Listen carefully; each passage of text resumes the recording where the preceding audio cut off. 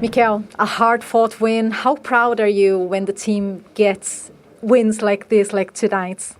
Yes, very good. Really tough place to come. Really good sign. We knew that. We experienced it in the last few years. I think we've done a lot to win the game. We put a lot into it, and we had some difficulties, some giveaways in the first half and certain transitions. I think we overcome that and became much more dominant through the game. And it was against like a really good organized team, insisting, being like a hammer in a reaction. And at the end, through that and insisting, we find a way to score the goal.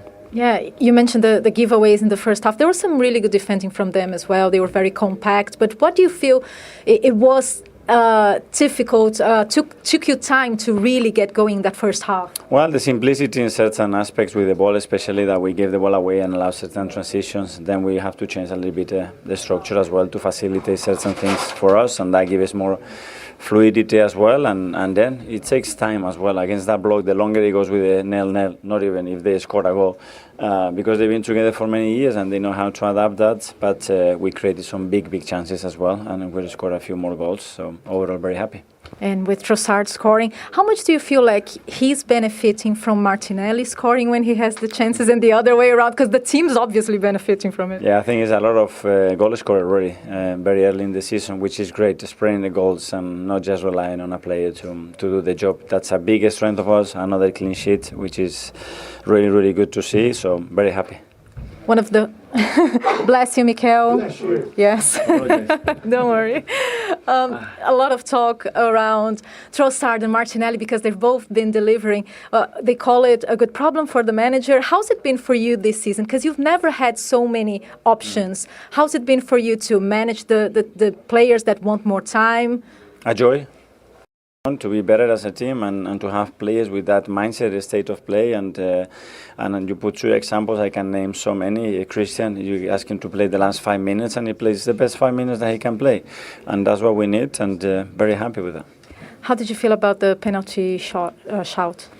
Well, the only thing I was saying, is it clear and obvious if it takes that long? That's the only thing. I just been told that it wasn't a penalty, so that's it. They made the right call. It's just I was a bit surprised with how long the process took, but they explained the reason why. So let's move on. Fulham, before that, West Ham, Newcastle. Before the match, we were talking about these important wins against so-called bogey teams. What does it say about the process, the maturing process of this team? Yeah, and learning from that side. At the end, you have to put it, and winning or drawing a game, sometimes it goes through very small details that today we managed better than we did a year ago, but we need to continue. It's very early. Yeah, it's very early, and finally, still October, but the fans were obviously exciting, chanting, we're top of the league.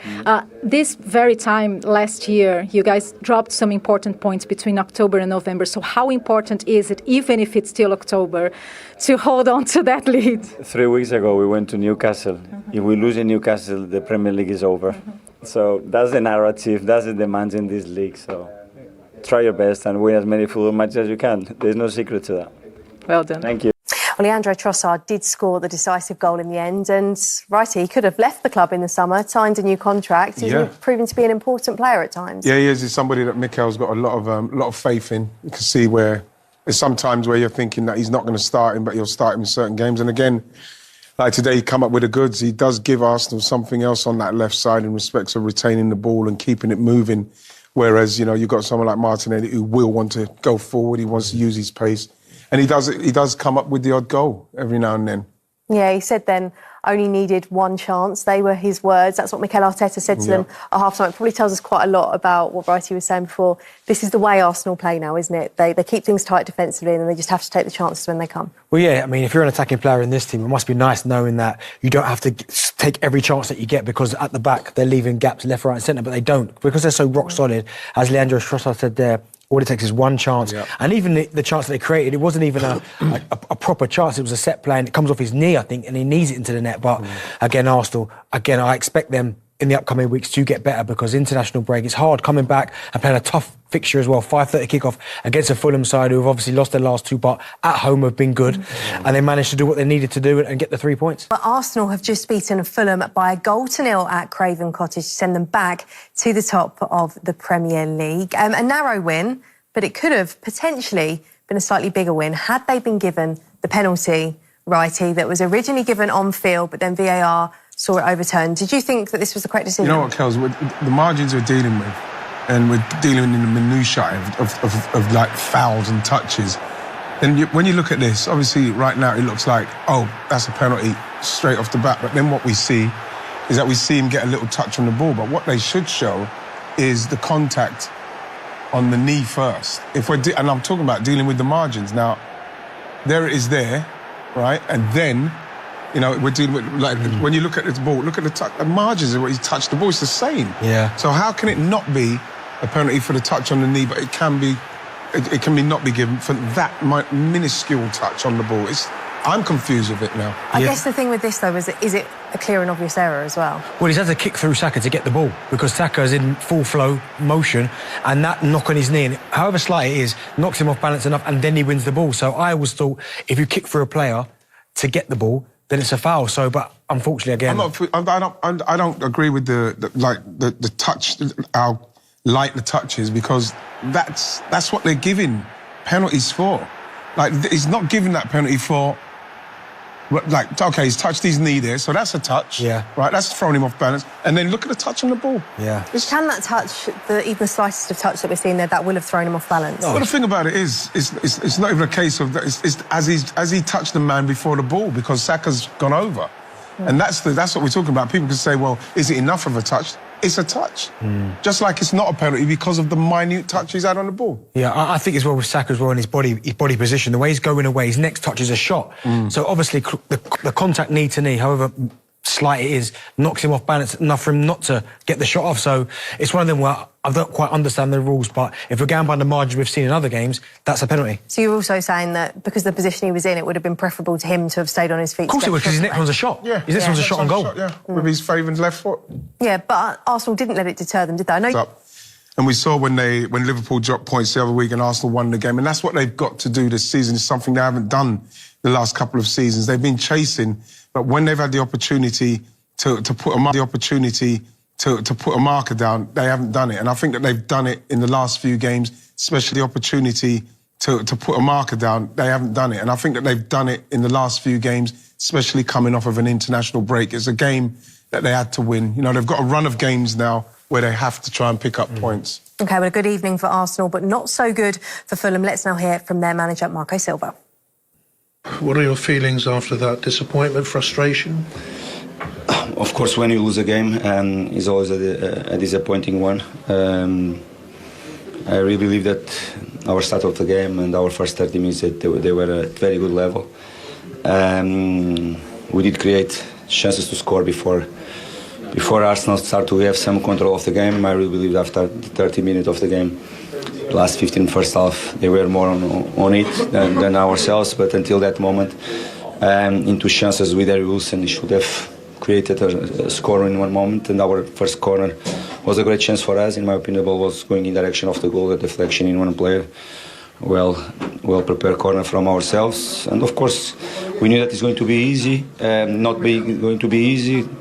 Tough team to play against. They were going to push us a little bit more, but I think we kept them away from big chances most of the time of the game.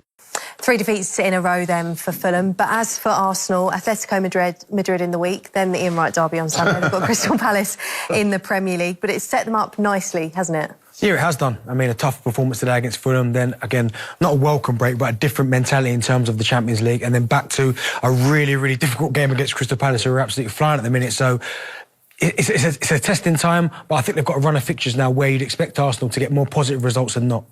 I know they've got a few injuries at the moment, the likes of Madueke, Odegaard, of course, being out too. But do you feel like the squad is equipped now to be able to continue on this run? Very much so now. And this is why I think that a lot of Arsenal fans are very optimistic about the chances this season, especially with the way that games have been won. In games like I mentioned that, you know, we probably didn't pick up points in and lost points when we shouldn't have. So there's a lot more confidence about Odegaard being missing, even Saka being taken off in certain games, because there's people who are coming in who can adequately fit in. You can put your feet up and watch Liverpool tomorrow without having to worry. I'm going to do that, yeah.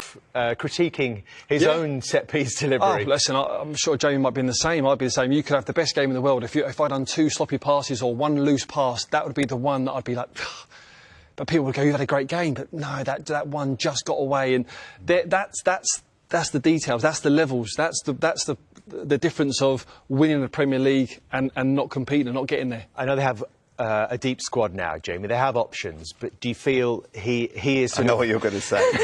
I was just thinking They'll myself. be desperate to keep him fit, won't they? Absolutely. And don't get me wrong, of course, they've got players that can play on that side. They've got one area. Max Dowman's certainly one for the future, as we all know. But he is the man. He's the man. And that's why I thought about being a leader today, because he's not your conventional. When we go back to the likes of Tony Adams as a captain at that football club, but he took the game by the scruff of the neck today. When the team was struggling, they didn't quite have that flow, and he grew into the game. And this little battle with Sessegnon was really interesting. And as the game went on, he just started to win it. Some lovely bits of play. Obviously, that one could have gone either way. A little bit of skill. This touch here, look. And then all of a sudden he's got two men round him. They don't know what to do with him, and it's so difficult. This little bit of play here, he plays a great 1-2 there with Trossard. Lovely little nutmeg. And then gets his shot away. He was fabulous today. And he said it took a while for him to get going. It's a sign of maturity, I think, from him as well, when his experience, where the first, opening 20, 25, 30 minutes, he wasn't really in the game. Fulham doubled up. And, you know, a ground where they've probably been not successful in previous seasons, it's easy to probably go, oh, it's not my day today. Whereas, no, he's taking the responsibility, he's taking it on his shoulders to go, listen, when I get a chance, if I get half a chance to try and have a strike or a set piece, I'm going to make sure I do it with quality and to the best of my ability. Absolutely. And he's had some really tough games against Anthony Robertson previously, who seems to have his number a bit. Obviously, a different proposition today with Sessegnon, but it was a really good battle. But I feel if they can keep him fit, that's going to be a massive key for them. Obviously, there's certain other players, like, you know, you look at Saliba, Gabriel, partnerships in that team. Odegaard, they've shown today they can get by without him. But Saka just feels he's irreplaceable. Let's have a look at the goal then, and the set-piece delivery, which he did get right eventually. Now, if you're being really simplistic about this, as I would choose to be, probably, it relies on Bukayo Saka putting in a fantastic ball into the area that he wants to hit. And Gabriel getting a run and making that first contact. Gabriel is obviously... So what, if you let's just try and get an understanding of Fulham's setup. Now, what they've tried to do is, you can see Gabriel here, number 6. They've got Sessegnon and Harry Wilson as what you would call blockers. It's probably the worst job you've got him. It's an absolute nightmare, because it's a complete mismatch. You've got heavyweight against two lightweights in boxing. They cannot stop him. Although in theory you're saying, and you might do all the set pieces you can, block him as much as you can, stop him with all your will. You can't hold him now. Impossible. You know, we saw a penalty today, which people will probably see more later on the Sky Sports app, in the Crystal Palace Bournemouth game, where someone gets caught for holding. You're just trying to slow him up. But how do you stop a 6'4" man mountain who wants to attack the ball? There? Could you not actually stand together and, like, create some sort of barrier? Run through you. Yes, you can, but he will run through you. And he has got, as much as his delivery is good, and as much as you've got a great set-piece coach, he is unbelievable at attacking the ball. One of the best in world football, isn't he, Steve? Yeah, he is. And I think, and what sums up literally is that Fulham have done, they've sacrificed 2 on 1. I mean, I think, just out your picture, Declan Rice is free on the edge of the box. So if anything goes over, they're willing to let that go over. But what you'll see when this ball comes in is you'll see a player that has got one thought in his mind, more so than all of these Fulham players, is that I am going to get my head on this ball. I am going to get first contact. Now, I agree. I agree. I still think Sessegnon or Harry Wilson can slow him down, get more body contact, but you're talking about a distance from there to there without... Yeah, I hear you. I just think it's impossible. Just watch as it comes in. Look, he just wants it. He's hungry. He's starving to get on the end of this ball. Look, and he just runs and get out of the way. And then he's got a run, and everybody else is doing a standing start. And then the smallest player on the pitch then wins it. Now, I'm going to just highlight a bit here as well, because hopefully, can you see what? Yeah, there's the goal scorer there. He's just nipped in between. He's the furthest Arsenal player. You've got Jimenez, who's the back player. He was brilliant from a defensive perspective for his team today, but I can't quite understand what he's doing in this situation. He's the wrong side of the furthest player, and he gets caught massively here. But the delivery comes in, it's perfect, the header, and then Trossard really improvises great. This is a great view, Jamie, of showing this scrap here. Yeah, and the other one I want to highlight is here, number 15, Cuenca. Because what Cuenca does, because he feels that he can win this ball as it comes in, but because Gabriel gets the header, keep your eye on Jimenez as well. I'm not sure you do 2 or 3 things at once here, but Jimenez gets caught the wrong side of Trossard. Poor piece of play, but Cuenca if he stays where he is there, he heads this away, but he doesn't. He gets enticed into trying to win it. Watch your number 15. He makes a little run right at the last second. Look, gets underneath it, and then Trossard at the back post. Jimenez is too late, but delivery is absolutely spot on. You watch Cuenca here. There he is. Look at him. He wants to head it, but he misses it, and then really clever finish. Do not underestimate how good that finish is. Sorry, just quickly. Can I go? Very quickly. It's where Fulham really know exactly what Arsenal are going to do. They're going to drag everyone to the front post, and they just don't deal with it. Yeah.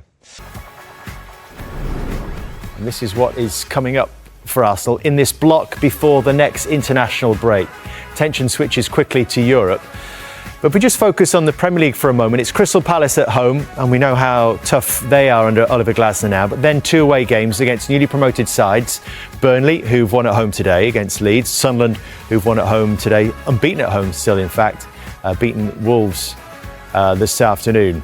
Is that something then they can look at those fixtures, perhaps, Jamie, and say, we could go through to the next international break winning all of those games? You'd like to think so. Yeah, absolutely. I mean, but you don't want to be disrespectful to what Crystal Palace are doing right now. They have an incredible togetherness and they're a good team, but they will be licking their lips thinking this is a big opportunity. Let's take advantage of what we've got, that momentum that we've got, keep winning games. The manager was very calm there. I thought his assessment of the game was very fair. It's quite unusual. It's always easier, Stephen, I was just saying, when you've had a decision go against you, when you've won the game, to be quite diplomatic about it. There were times last year where I felt he overreacted on decisions. That's the worst decision I've ever seen, and statements like that are only going to make referees maybe not want to give you better decisions in the future, because subconsciously they do that, whether you like it or not. That's human nature. But I feel a bit of calmness is really important, not just from the team, but also from the manager. Let's see it then, because we heard Bukayo Saka talking about it, and he was pretty sure that it was a penalty. Mikel Arteta's slightly different in his view. I mean, he's been told by someone that it wasn't. Anthony Taylor gives it on the field from this challenge from Kevin. Yeah. What's your take on it? And are we seeing a clear and obvious error here? I mean, when I first see it, I said penalty. That was full speed. We slow it before I even see the replay. Yeah, and again, I think from this angle here, it's a little bit inconclusive.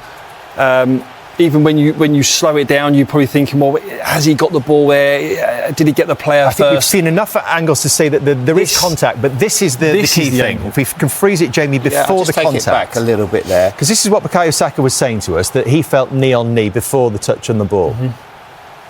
So, yeah, he's right. Kevin's right knee just gets Bukayo. He definitely gets a touch of the ball, Kevin. We agree with that. But is it a foul beforehand, Steve? I was surprised that it wasn't kept as given, because where VAR's gone so far and where football's gone, it's been so clinical. It's been very much black or white, no grey areas. We can clearly see here there is contact knee on knee on the player before Kevin then gets to the ball.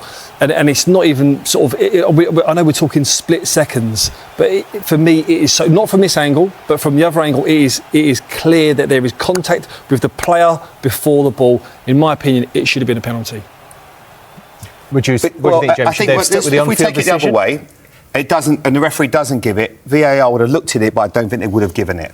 I think they would have said he just gets enough of a touch. But like Steve says, is it enough to intervene? Is it a clear and obvious error? No, I don't think so. And that's where the disappointment will be for Bukayo. And also as a player, and you can see how he plays. He's a incredible young man. He laughed, he bristled when I asked a question about was it a foul. He definitely felt that contact first with his knee onto the thigh. Kevin made a bad decision to even try and make that challenge when it's in the box. But I think, I agree with Steve, but if it had been the other way round, it wouldn't have been given. Just to clear up the length of time that process took. Yeah, that was unfortunate. That was unfortunate because they weren't getting the right replays to the monitor at that time. Whether it was a technical error in the VAR hub, I don't know. But the unfortunate thing was we all knew watching, but of course no one in the ground would have known. No. That's why that delay was so long, that Anthony Taylor was trying to come to the right verdict. Let's talk about Victor Gyökeres. Again, he's gone another game without a goal. That's 9 now for club and country. But was there encouragement from his general performance today, do you think? Yeah, I think, listen, he made the same runs. He was, I wouldn't say he was involved in big spells of the games, but it's these little details here, especially more so with the finishes that he's got. The top strikers find a way. They find the back of the net. And I think at the moment, especially on these strikes that you're seeing, here that are going to go on target. I think at the moment he's just happy to get a strike on target. I think the next level is a strike has to be. This is the big chance, Dave. This is the one where he's just leaning back on his left foot and listen, a confident player himself. He tucks that, he buries that away. But I just think at the moment, when he's getting a chance, he's just happy to just try and find an area, not like pinpoint. Like you look at someone like Harry Kane, he smashes that low, hard, them details that 100% goes past the keeper or makes the keeper. Is that the difference, Jamie, between the total elite in terms of centre forwards or finishers, that ability to find a corner, especially if you're low on confidence? Absolutely, and we talk about side netting, we talk about those. Harry Kane's a great example. Robbie Fowler, Jermaine Defoe, Thierry Henry, when he used to cut inside and bend it, and they just hit. They can just visualise it hitting the side netting. Right now, he is just happy, and I think it's a really valid point to hit the target.